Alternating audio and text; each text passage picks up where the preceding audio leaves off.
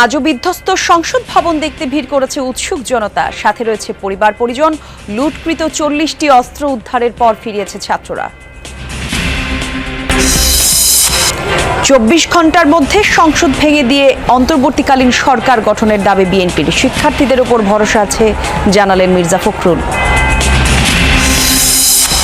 প্রধান হিসেবে ডক্টর মোহাম্মদ ইউনূসের নাম প্রস্তাব করবে শিক্ষার্থীরা। সহিংসতা বন্ধে সব পক্ষকে শান্ত থাকার আহ্বান জাতিসংঘের।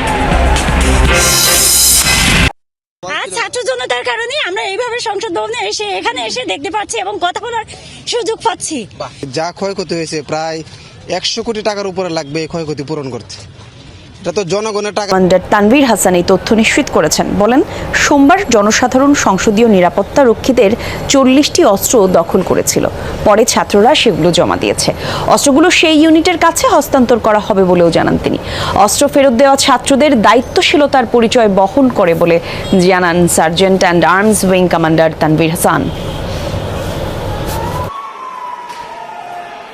আমি মেনলি বলেছিলাম যে ছাত্রদের এই বিষয়টা যেন ফোকাস করা হয়। ছাত্রদের লিস্ট আমার কাছে আছে, এটা খুবই আনএক্সপেক্টেড যে তারা খুবই রেসপন্সিবল ভাবে কিন্তু তারা হ্যান্ড ওভার করে যাচ্ছে। ওই অবস্থায় অ্যাকচুয়ালি আমি শুধু ইউনিফর্মে ছিলাম, এয়ারফোর্স ইউনিফর্মে আমি ছিলাম।